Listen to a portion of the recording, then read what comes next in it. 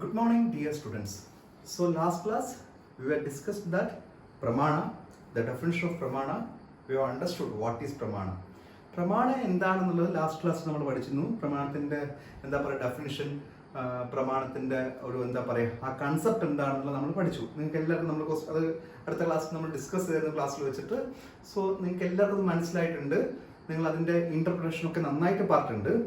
So ഇന്നത്തെ ക്ലാസ്സിൽ നമ്മൾ പ്രമാണത്തിനെ കുറിച്ചിട്ടുള്ള ഒരു പ്രമാണത്തിൻ്റെ ഒരു കമ്പണൻസ് എന്ന് പറഞ്ഞിട്ട് വേണമെങ്കിൽ പറയാം. പ്രമാണം മനസ്സിലാക്കണമെങ്കിൽ അതിൻ്റെ 3 കമ്പണൻസ് ഉണ്ട്. അത് കൂടി മനസ്സിലാക്കി കഴിഞ്ഞാൽ മാത്രമേ നമുക്ക് പ്രമാണം എന്താണെന്ന് ആക്ച്വലി മനസ്സിലാകാൻ പറ്റത്തുള്ളൂ. പക്ഷേ ഈ പറയുന്ന പോലെ ഞാൻ നിങ്ങളടുത്ത് ഫസ്റ്റ് ക്ലാസ്സിലൊക്കെ നമ്മൾ ഇൻട്രൊഡക്ഷൻ ക്ലാസ്സിലൊക്കെ വിദ്യാർത്ഥി ടൈമിലൊക്കെ ഞാൻ പറഞ്ഞിട്ടുണ്ട്. ഈ പദാർത്ഥ വിജ്ഞാനം എന്ന് പറഞ്ഞു കഴിഞ്ഞാൽ വളരെ സിമ്പിളായിട്ട് നമ്മൾ ഡേ ടു ഡേ ലൈഫിൽ നടക്കുന്ന കാര്യങ്ങളെ കുറിച്ചിട്ടാണ് നമ്മൾ മനസ്സിലാക്കുന്നത്, നമ്മൾ പഠിക്കുന്നത്.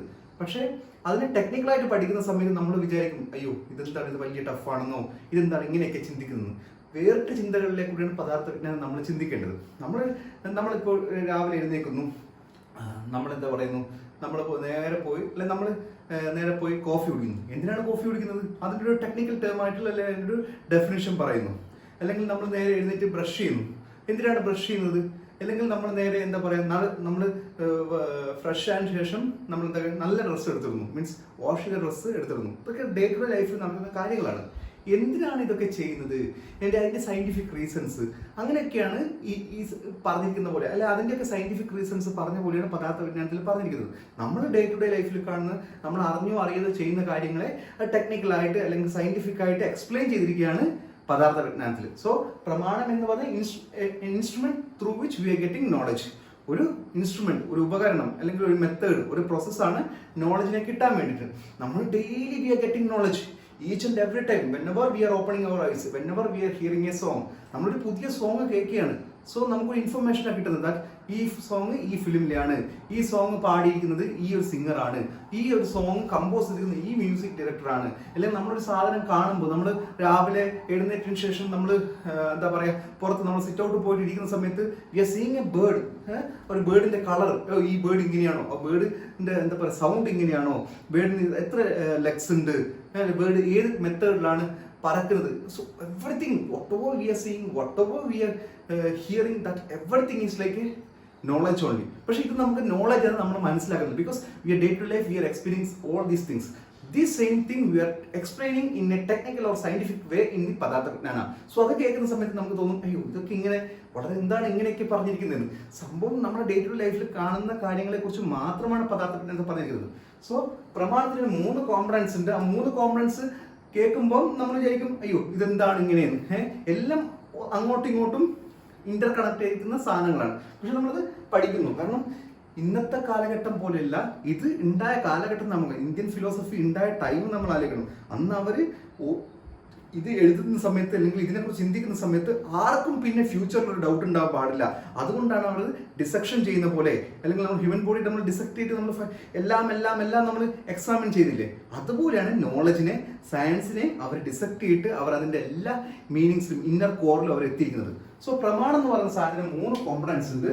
അത് ഒന്നാണ് പ്രമ, 2 പ്രമേയ, 3 പ്രമാദ.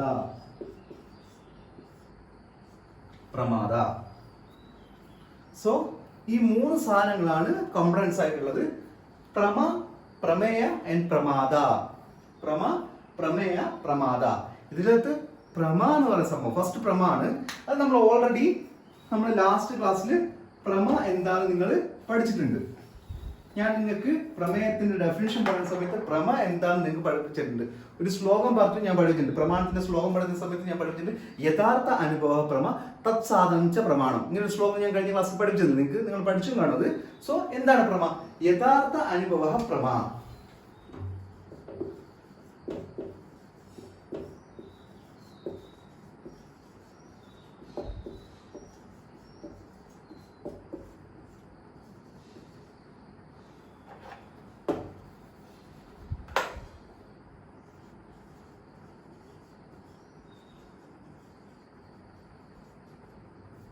ഉദയനാചാര്യ എന്നുള്ളൊരു ഓതർ പറഞ്ഞിരിക്കുന്നതാണ് യഥാർത്ഥ അനുഭവ പ്രമ. എന്താണ്?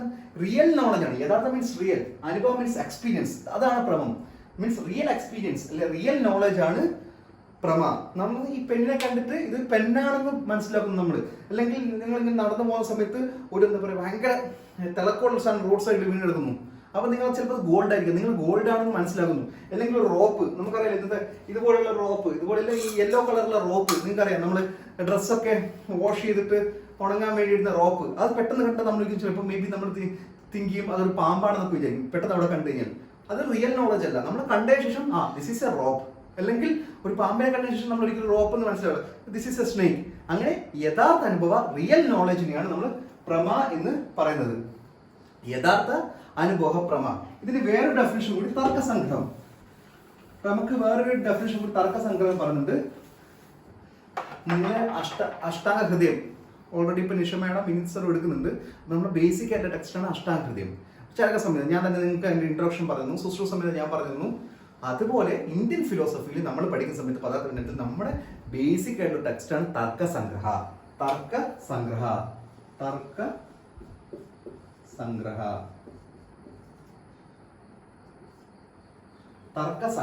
തർക്ക മീൻസ് നമ്മൾ മലയാളത്തിലുള്ള തർക്കം എന്താണ്? അടി എന്നാണ് അർത്ഥം. സാൻസ്ക്രിറ്റിൽ തർക്കം എന്ന് വെച്ച് കഴിഞ്ഞാൽ ഡിബേറ്റ് എന്നാണ്. തർക്കം മീൻസ് ഡിബേറ്റ്. ഡിബേറ്റുകൾ ചെയ്തിട്ടുള്ള ഒരു ക്രോഡീകരിച്ചിട്ടുള്ള ഒരു കമ്പൈലേഷനാണ് തർക്കസംഗ്രഹം. അന്ന് നിങ്ങൾ അറിയേണ്ട ഇപ്പൊ അറിയേണ്ട ടൈം ബീങ്. പക്ഷേ ഒരു ടെക്സ്റ്റ് ഉണ്ട് തർക്കസംഗ്രഹം. ഈ തർക്കസംഗ്രഹത്തിന്റെ ഡെഫിനിഷനാണ് നമ്മൾ മാക്സിമം പദാർത്ഥ വിജ്ഞാനത്തിൽ എല്ലാം പഠിക്കുമ്പോൾ നമ്മൾ പഠിക്കുക. ആയുർവേദത്തിലും പഠിക്കും, അതുപോലെ തർക്കസംഗ്രഹത്തിലും പഠിക്കും. സോ തർക്കസംഗ്രഹത്തിൽ പ്രകാരം പറയുന്നത് എന്താണെന്ന് വെച്ചാൽ പ്രമാന്ന് വെച്ചാൽ തദ്വതി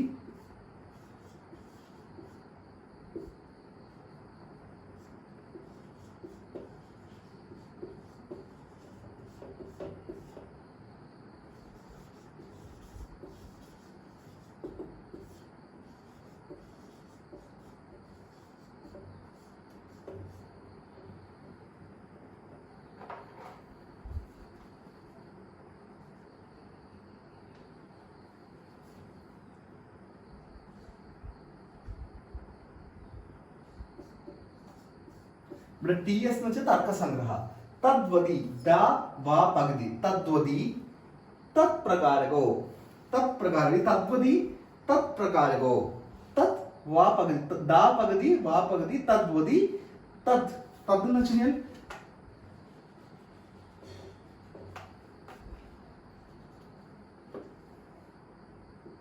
ഇങ്ങനെ ദാ എഴുതിയിട്ട് ഒരു വര. തദ്വതി തത് പ്രകാരകോ അനുഭവ യഥാർത്ഥി. എന്താണ് പ്രമ? നമ്മൾ തദ്വതി തത്പ്രകാരോ അനുഭവ യഥാർത്ഥ. എന്താണ് യഥാർത്ഥ അനുഭവം എന്ന് വെച്ച് കഴിഞ്ഞാൽ എന്താണ് പ്രമ? പ്രമ എന്ന് വെച്ചാൽ യഥാർത്ഥ അനുഭവമാണ് പ്രമ എന്ന് പറഞ്ഞു. മീൻസ് റിയൽ നോളജ് ആണ്, റിയൽ എക്സ്പീരിയൻസ് ആണ് പ്രമ എന്ന് പറഞ്ഞത്. ഇനി റിയൽ എക്സ്പീരിയൻസ് എന്ന് പറഞ്ഞാൽ അത് കുറച്ചും കൂടി ഒരു ക്ലാരിഫൈ ചെയ്യണം ആചാര്യൻ തർക്കസംഗ്രഹത്തിൽ പറയണം. നമ്മൾ ഒരു സാധനത്തെ കോഗ്നൈസ് ചെയ്യുക, പെർസീവ് ചെയ്യുക, that is as it is. So പ്രമ is that which we are experience a thing as it is. ഈ പെണ്ണിനെ ആ പെണ്ണായി കാണുന്നു, അല്ലെങ്കിൽ എന്താ പറയാ, നമ്മൾ അല്ലെങ്കിൽ ഒരു ഗോൾഡിനെ കാണുമ്പോൾ ഗോൾഡായിട്ട് കാണുന്നു, ഒരു സ്നേക്കിനെ നമ്മൾ കാണുമ്പോൾ സ്നേക്കായിട്ട് കാണുന്നു, നമ്മൾ എക്സ്പീരിയൻസ് ചെയ്യുന്നു. അല്ലെങ്കിൽ നമുക്ക് സ്യൂഡോ ആയിട്ടില്ല, നമ്മളത് കാണുമ്പോൾ അത് തന്നെയാണ് എന്നുള്ളത്. അത് റിയൽ നോളജ് ആണ് പ്രമ എന്നാണ് അതിൽ നിന്ന് നമുക്ക് മനസ്സിലാക്കാൻ പറ്റുന്നത്. സോ ഞാൻ കഴിഞ്ഞത്തെ ക്ലാസ് നിങ്ങളടുത്ത് ചോദിച്ചു, ഈ ഇൻസ്ട്രുമെന്റ് പ്രമാണ എന്ന് വെച്ച് കഴിഞ്ഞാൽ instrument through which we are getting knowledge. So what is that instrument? എന്താണ് ആ ഇൻസ്ട്രുമെന്റ്? മൈക്രോസ്കോപ്പ് ആണോ? നമുക്കിപ്പോൾ നോക്കണമെങ്കിൽ ഒരു മൈക്രോ ഓർഗാനിസം നോക്കണമെങ്കിൽ നമുക്ക് we are having microscope right now. And if you want to look at a distant thing, we are having telescope. So we want to check a BP sphygmomanometer is available. For temperature, thermometer is available. So here അതൊക്കെ instrument ആണ്. Instrument thermometer is what? Thermometer is to check, or it is an instrument through which we are getting the temperature of the body. അപ്പോൾ അതുപോലെ പ്രമാണം ചെന്ന instrument through which we are getting the knowledge. അപ്പോൾ പ്രമാണം കിട്ടാൻ അല്ലെ knowledge കിട്ടാനുള്ള നമ്മുടെ കയ്യിൽ ഇൻസ്ട്രുമെന്റ് ഏതാണ്? നമുക്ക് സ്പിഗ്മോമീറ്റർ ആണോ? ഒബ്വിയസ്ലി സ്പിഗ്മോമീറ്റർ ഒക്കെയാണ് നോളജ് കിട്ടാനുള്ള സാധനമാണ്. പക്ഷെ ഇന്ത്യൻ ഫിലോസഫിയിൽ നമുക്ക് സിമ്പിൾ ആയിട്ട് പറയാൻ പറ്റുന്ന നമുക്ക് നോളജ് ഈ ഒരു വേറൊരു നമ്മുടെ ഹ്യൂമൻ ബോഡിക്ക് പുറത്തുള്ള ഒരു സോഴ്സ് അല്ലാതെ നമുക്ക് കിട്ടാൻ പറ്റുന്ന നമുക്ക് നോളജിനെ എങ്ങനെയൊക്കെ അക്വയർ ചെയ്യാം? നമുക്ക് നോളജിനെ അക്വയർ ചെയ്യുക എങ്ങനെയാണെന്ന് വെച്ചാൽ നമ്മുടെ പഞ്ച ഇന്ദ്രിയങ്ങൾ വെച്ചിട്ടാണ് നമ്മൾ നോളജിനെ അക്വയർ ചെയ്യുക. ഞാൻ അർജുനെ കാണുന്നു, എൻ്റെ കണ്ണുകൾ കൊണ്ട് അർജുനെ കാണുന്നു. അർജുനെ കാണുന്നു, അർജുൻ നല്ല ഹെയർ ഉണ്ട്, അർജുൻ എന്താ പറയാ നല്ല വെൽ ഡ്രസ്ഡ് ആണ് എന്ന് ഞാൻ അർജുനെ കണ്ടിട്ടാണ് പറയുന്നത്. അതിനെയാണ് നമ്മൾ പ്രത്യക്ഷം എന്ന് പറയുന്നത്. ഇതൊക്കെ ഞാൻ ഡീറ്റെയിൽ ആയിട്ട് പഠിപ്പിച്ചു തരും. നിങ്ങളിപ്പോൾ ഈ ടെക്നിക്കൽ ടേം ഒന്നും പഠിക്കേണ്ട ആവശ്യമില്ല. പക്ഷേ knowledge, instrument through which we are getting knowledge, that is പ്രമാണ. And I wanted to tell you is instrument is our ഇന്ദ്രിയസ് ഓൺലി. പ്രമാണങ്ങൾ കിട്ടുന്ന നമ്മുടെ ഇന്ദ്രിയങ്ങളിലെ കൂടെ തന്നെയാണ്, അല്ലെങ്കിൽ ഇന്ദ്രിയങ്ങൾ അല്ലെങ്കിൽ നമ്മുടെ ബുദ്ധി അങ്ങനെയുള്ള സാധനങ്ങൾ കൂടി കിട്ടുന്നെന്ന് പറയാൻ വേണ്ടി മാത്രമാണ്, അല്ലാതെ വേറൊരു ഇൻസ്ട്രുമെന്റ് നമ്മുടെ കയ്യിലില്ല. അല്ലെങ്കിൽ ഞാൻ ഇപ്പം എന്താണ്, ഞാൻ അരുണിനെ തൊട്ട് നോക്കുന്നു, അരുണിനെ കൈ വെച്ച് തൊട്ട് നോക്കുന്നു. സോ എനിക്കത് മനസ്സിലാവും. തൊട്ട് നോക്കി കഴിഞ്ഞാൽ എനിക്ക് എക്സ്പീരിയൻസ് ചെയ്യാൻ പറ്റും അരുണിന് ചൂടുണ്ടോ, ബോഡി തണുത്തിട്ടാണെന്ന് എനിക്ക് തൊട്ട് നോക്കിയാൽ മനസ്സിലാവും. അല്ലെങ്കിൽ എൻ്റെ അടുത്ത് ഇപ്പൊ വേറെ ആരാണ്, സാന്ദ്ര പാടുന്നു, ഞാനിങ്ങനെ കണ്ണു കൂട്ടിയിരിക്കുകയാണ്, സാന്ദ്ര പാടുവാണ്, സാന്ദ്ര പാടുന്ന ആ സൗണ്ട് എൻ്റെ ചെവിയുടെ ഉള്ളിലേക്ക് കൂടിയാണ് വരുന്നത്. അത് എനിക്ക് കിട്ടുന്ന നോളജാണ്. ദെൻ നല്ലൊരു ഫുഡ്, ഞാനൊരു കല്യാണ വീട്ടിൽ പോയി കഴിഞ്ഞ് കഴിഞ്ഞാൽ ഞാൻ ഇങ്ങനെ ഇരിക്കുന്നത്, നല്ല സ്മെല്ലോ, ഇന്ന് ഇവിടെ ബിരിയാണി ആണല്ലോ, ഞാൻ എങ്ങനെയാണ്, എനിക്ക് സ്മെല്ല് വഴിയാണ് എനിക്ക് അവിടെ ബിരിയാണി എന്ന് മനസ്സിലാവുന്നത്. കുറേ ഫുഡ് വെച്ചിട്ടുണ്ട്, കാണാനൊക്കെ ഭയങ്കര രസമാണ്, കാണാനൊക്കെ ഭയങ്കര രസമാണ്. അപ്പൊ നമ്മൾ ഏറ്റവും കാണാൻ രസം എന്ന് വെച്ചാൽ നല്ല ബ്യൂട്ടിഫുൾ ആയിട്ട് അറേഞ്ച് ചെയ്തിട്ടുണ്ട്. പക്ഷെ നമുക്ക് ടേസ്റ്റ് ചെയ്ത് വായിൽ വെച്ച് കഴിഞ്ഞാൽ മാത്രമേ അത് നല്ല ടേസ്റ്റ് ഉണ്ടെന്ന് പറയാൻ പറ്റൂ. അപ്പൊ ഏത് വഴിയാണ് എനിക്ക് നോളജ് കിട്ടുന്നത്? എന്റെ ടങ് വഴിയാണ്. ഒന്ന് കണ്ണിലേക്കൂടെ കണ്ടിട്ട്, ഒന്ന് കേട്ടുകൊണ്ട്, ഒന്ന് ടച്ച് ചെയ്തിട്ട്, ഒന്ന് സ്മെല്ല് കൊണ്ട്, ഒന്ന് നാവ് കൊണ്ടാണ് നമുക്ക് നോളജിന് കിട്ടുന്നത്. സോ ആ ഇൻസ്ട്രുമെന്റ് ആണ്, അതിലേക്കൂടെ കിട്ടുന്നത് നമ്മൾ പ്രമാണം എന്ന് പറയാ. അങ്ങനെ 4 ഇൻസ്ട്രുമെന്റ് ത്രൂ വിച്ച്, ഇതിലെ കൂടെ ഇന്ദ്രിയങ്ങൾ വഴി നമ്മൾ മെത്തേഡ് ഉണ്ട് കിട്ടാൻ വേണ്ടി. അതാണ് പ്രത്യക്ഷ, അനുമാന, ഉപമാന ആൻഡ് ശബ്ദ. ഇങ്ങനെ 4 ഉണ്ട്. സോ പ്രമാണം കിട്ടാനുള്ള ഇൻസ്ട്രുമെന്റ് ആണ്, 4 സാധനങ്ങളാണ്: പ്രത്യക്ഷ, അനുമാന, ഉപമാന, ശബ്ദ. ഇതാണ് നമ്മൾ ബേസിക്കലി പിന്നെ പഠിക്കുക. നിങ്ങൾ ആരും അതിനെ കുറിച്ചിട്ട് എന്താ പറയാ ആലോചിച്ച് വറിയിടാണ്ട് ആവശ്യമില്ല. ഇതൊക്കെ നമ്മൾ പഠിപ്പിച്ചു തരും. പക്ഷെ ബേസിക് ക്ലാസ്സിൽ ഇങ്ങനെ ഇൻസ്ട്രുമെന്റ് എന്ന് വെച്ച് കഴിഞ്ഞാൽ ഇങ്ങനെയാണ് എന്ന് മനസ്സിലാവുക. ഈ പ്രത്യക്ഷം, അനുമാനം, യുക്തി, ശബ്ദം എന്നൊക്കെ വെച്ച് കഴിഞ്ഞാൽ നമ്മളെ 5 ഇന്ദ്രിയങ്ങൾ കൊണ്ടും അല്ലെങ്കിൽ അതിന്റെ മേലെയുള്ള കുറച്ച് ആത്മ മനസ്സ് എന്നുള്ള തന്നെ ആ ഒരു മെത്തേഡിലെ കൂടെയൊക്കെ കാണുന്നതാണ്. സോ ഇപ്പൊ അതിനെക്കുറിച്ച് നിങ്ങൾ ചിന്തിച്ച് ഓറിയിടാനോ ടെൻഷനാണോ ഒന്നും ആവശ്യമില്ല. That we can discuss further. അത് തന്നെ ഒരു ടോപ്പിക്കായിട്ട് നമുക്ക് പഠിക്കാനുണ്ട്. സോ ആ സമയത്ത് നമുക്ക് പറയാം. ഞാനിപ്പോൾ ബേസിക്കായി പറഞ്ഞതേ ഉള്ളൂ. സോ അതുകൂടി നിങ്ങൾ ജസ്റ്റ് എഴുതിയേക്കുക. ദ സാധന ഫോർ ഗെറ്റിംഗ് പ്രമാ, ദാറ്റ് സാധന for or instrument for getting the real knowledge is പ്രത്യക്ഷ, അനുമാന, ശബ്ദ ആൻഡ് ഉപമാന. ഇനി അടുത്താണ് പ്രമേയം.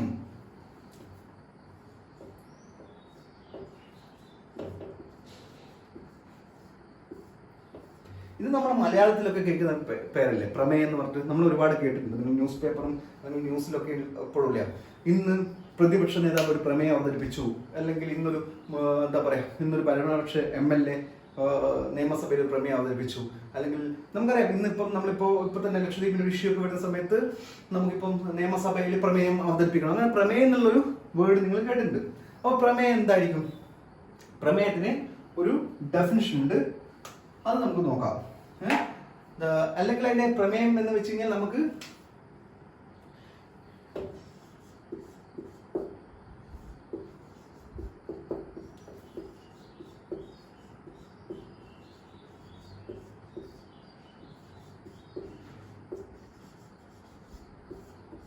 യോ അർത്ഥഃ പ്രമീയതേ പ്രമേയം. അർത്ഥ മീൻസ് ജ്ഞാന, നോളജ്. യോ അർത്ഥഃ പ്രമീയതേ, that means subject of or object of knowledge. Object of knowledge, subject or object of knowledge is known as പ്രമേയം. ഫോർ എക്സാമ്പിൾ എന്താണെന്ന് വെച്ച് കഴിഞ്ഞാൽ നമ്മളൊരു കോടതി റൂം, നിങ്ങൾക്ക് എല്ലാവർക്കും കോർട്ടിനെ കുറെ അറിയാം. നിങ്ങൾ ദൃശ്യം 2 ഒക്കെ കണ്ടിയാണ്. ദൃശ്യം 2 കാണാത്ത ആരും ഉണ്ടാവില്ല. അപ്പൊ ദൃശ്യം 2 ഒരു കോർട്ടാണ്. ദൃശ്യത്തിന്റെ ഉള്ളിൽ ഇങ്ങനെ മോഹൻലാൽ നിൽക്കുന്നു. അപ്പൊ അതില് എന്താണ് എവിഡൻസ്? മോഹൻലാല് മറ്റവനെ കൊന്നില്ലെന്നുള്ള ഒരു എവിഡൻസ് ആണ്, ആസ്തികൂടമാണ്. അതാണ് യഥാർത്ഥ അനുഭവം, എവിഡൻസ്. അതാണ് റിയൽ നോളജ് എന്ന് പറഞ്ഞാൽ പ്രമാ. ഇനി അതിലത്തെ പ്രമേയം എന്ന് വെച്ച് കഴിഞ്ഞാൽ മോഹൻലാൽ ആ ഒരു ക്യാരക്ടറെ കൊന്നോ ഇല്ലയോ, കില്ല് ചെയ്തോ ഇല്ലയോ, അതാണ് പ്രമേയം. നമുക്ക് എന്തിനെ കുറിച്ചിട്ടാണ് അറിയേണ്ടത്, പ്രമാണം ഉപയോഗിച്ച് എന്തിനെ കുറിച്ചാണോ അറിയേണ്ടത്, റിയൽ നോളജിനെ എന്തിനെ കുറിച്ചാണോ നമുക്ക് പ്രമാണം ഉപയോഗിച്ച് അറിയേണ്ടത്, അതിനാണ് നമ്മൾ പ്രമേയം എന്ന് പറയാം. സോ ഇത്രമാത്രം അറിയിച്ചായി നമുക്ക് മോഹൻലാലിന്റെ ആ ദൃശ്യം 2 കണ്ടു കഴിഞ്ഞാൽ കോർട്ടിൽ കണ്ട എവിഡൻസ് ആണ് റിയൽ നോളജ്. നമുക്ക് കാണുന്ന എവിഡൻസ്, ഇയാളുടെ ഈ അസ്ഥി നമുക്ക് കിട്ടി, ബോൺ കിട്ടി, ആ ബോൺ റിയൽ നോളജ് ആണ്, അവിടെ ഉണ്ട്. ഈ ബോണിലേക്കൂടെ നമുക്ക് എന്താണ് അറിയേണ്ടത്? That he killed him or not. So അതിനാണ് ദാറ്റ് ഈസ് ഒബ്ജക്ട് ഓഫ് ജ്ഞാന, ഒബ്ജക്ട് ഓഫ് നോളജ്. അതിനെയാണ് നമ്മൾ പ്രമേയം എന്ന് പറയാം. അത് നമുക്ക് നിയമസഭയിലെ കാര്യം വരാം. നിയമസഭയിൽ നിങ്ങൾ പ്രമേയം അവതരിപ്പിച്ചു എന്ന് നമ്മൾ ഒരുപാട് തവണ കേട്ടിട്ടുണ്ട്. അവിടെ എന്താണ് പ്രമേയം അവതരിപ്പിക്കുന്നത്? ഒരു കാര്യത്തിനെ കുറിച്ചിട്ട്, ഫോർ എക്സാമ്പിൾ CAA, സിറ്റിസൺ അമെൻമെന്റ് ആക്ട്, നിങ്ങൾ എല്ലാവരും കേട്ടിട്ടുണ്ട്. സെൻട്രൽ ഗവൺമെന്റ് ഈ അടുത്ത് പാസ്സാക്കി CAA. അതിന്റെ മെറിറ്റോ ഡിമെറിറ്റോ നമ്മൾ പോകേണ്ട ആവശ്യമില്ല. നമുക്ക് അതിനെക്കുറിച്ച് ജസ്റ്റ് ഒരു എക്സാമ്പിൾ ആയിട്ട് പറയാം. സോ CAA എന്ന് പറഞ്ഞൊരു കാര്യത്തിനെ കുറിച്ചിട്ട് സെൻട്രൽ ഗവൺമെന്റ് പാർലമെന്റിൽ പാസ്സാക്കിയ ഒരു നിയമം, അതിനെ കുറിച്ചിട്ട് നിയമസഭയിൽ ഒരു പ്രമേയം വെച്ചു എന്ന് വിചാരിക്കുക. അല്ല, പ്രമേയം നടത്തിയത് നടത്തിയ സമയത്ത് എന്താണ് ചെയ്യേണ്ടത്? അവർക്ക് എവിഡൻസ് എന്ന് പറയുന്നത് ആ ലോ ആണ്, സിറ്റിസൺ അമെൻഷിപ്പ് ആക്ട് CAA. അതാണ് യഥാർത്ഥ അനുഭവം. അതിനെക്കുറിച്ച് പഠിക്കണം. ആ ഒരു നിയമത്തിനെ കുറിച്ചിട്ട്, ആ നിയമത്തിനെ കുറിച്ച് ഉണ്ടായിക്കഴിഞ്ഞ ഭവിഷ്യത്തുകൾ എന്തൊക്കെയാണ്, അല്ലെങ്കിൽ അതിന്റെ ആഫ്റ്റർ എഫക്ട് എന്താണ്, അതുകൊണ്ട് എന്താണ് ഉദ്ദേശിക്കുന്നത് പഠിക്കണം. അങ്ങനെ എന്താണ് ഉദ്ദേശിക്കുന്നത്, അല്ലെങ്കിൽ എന്താണ് അതിനെക്കുറിച്ച് പഠിക്കുന്നത്, അതിനെയാണ് നമ്മൾ പ്രമേയം എന്ന് പറയുക. സോ ഒരു സബ്ജക്റ്റിനെ കുറിച്ച് കൂടുതലായിട്ട് പഠിക്കുക. നോളജ്, അത് ഇതുവരെയാണ് നോളജിലെ കൂടെ. നമ്മളിപ്പം ചൊവ്വയെ കുറിച്ചിട്ട്, മീൻസ് നിങ്ങൾക്കറിയാം മംഗളയാൻ, ചൊവ്വയെ കുറിച്ചിട്ട് ഒരുപാട് കാര്യങ്ങൾ നമ്മൾ പണ്ട് മുതലേ കേട്ടിട്ടുണ്ട്. നമ്മുടെ ഗസ് അടിക്കുന്നതാണ്. ചൊവ്വ ഇങ്ങനെയാണ്, ചൊവ്വയിൽ ഒരുപാട് വാട്ടർ ലെവൽസ് ഉണ്ട്, ചൊവ്വയിൽ സീ ഉണ്ട്, ചൊവ്വ is A red colour soil, ഇത് നമ്മൾ പറയുന്നുണ്ട്. ഇതൊന്നും യഥാർത്ഥ അനുഭവമല്ല, ഇതൊന്നും നമുക്കല്ല. പക്ഷെ ഇവിടുന്ന് മംഗളയാൻ പോയ സമയത്ത് അതിന്റെ എവിഡൻസ്, അവിടെ പോയപ്പോൾ മംഗളയാൻ എടുത്തൊരു ഫോട്ടോ എടുത്ത് അയച്ചു. ആ ഫോട്ടോ കണ്ടപ്പോൾ നമുക്ക് യഥാർത്ഥ വിശ്വാസമായി. സോ അതിന്റെ പ്രമേയം എന്താണ്? നമ്മളെ ചൊവ്വയെ കുറിച്ച് പഠിച്ചു, ചൊവ്വയെ കുറിച്ചാണ് പ്രമേയം വരിക. So the object of Nana, that is object of understanding, that is പ്രമേയ. ഇതിന് വേറൊരു ഡെഫിനിഷൻ കൂടിയിട്ട് ഞാൻ പറഞ്ഞ കാര്യം തന്നെയാണ്. ഇതിപ്പം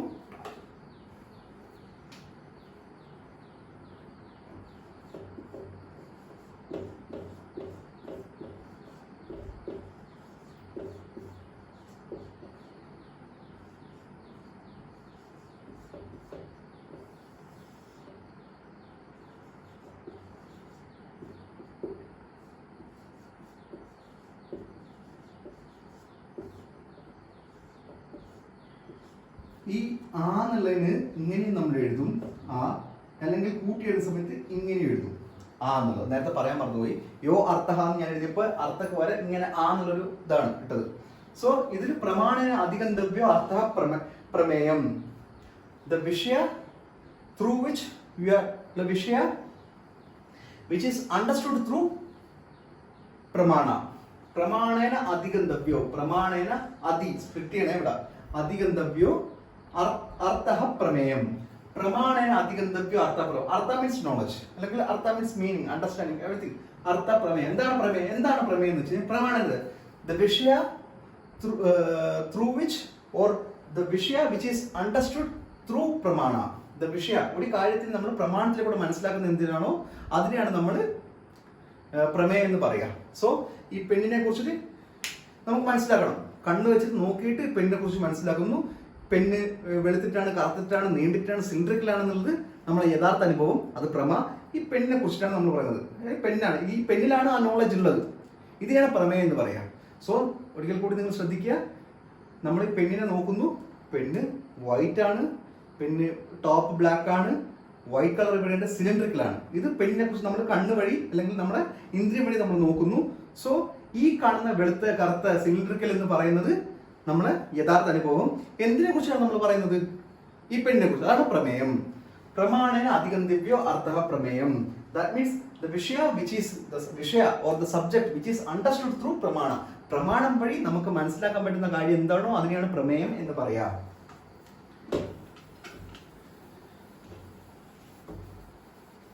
സോ നേരത്തെ ഓർഡിനറി സീനൊക്കെ നമ്മൾ എവിഡൻസ് വെച്ചിട്ടാണ് അയാൾ കൊന്നിനോ ഇല്ലെന്ന് മനസ്സിലാക്കുക. എവിഡൻസ് നമ്മൾ നോക്കുന്നു, യഥാർത്ഥ അനുഭവം. ആരെ കുറിച്ചിട്ടാണ്, കൊന്ന ആളെ കുറിച്ചിട്ട്, ഒരു പ്രതിയെ കുറിച്ചിട്ടാണ് നമ്മൾ സംസാരിക്കുന്നത്. അതാണ് പ്രമേയം എന്ന് പറയാം. അല്ലെങ്കിൽ ആ കേസ്, പ്രതിന് വേണ്ട കേസ് എന്ന് വേണം പറയാം. ആ കേസിനെ കുറിച്ചിട്ടാണ് നമ്മൾ ഉദ്ദേശിക്കുന്നത്. അതിനെയാണ് പ്രമേയം എന്ന് പറയാം. ഇനി അടുത്ത ലാസ്റ്റ് ആണ് പ്രമാദ.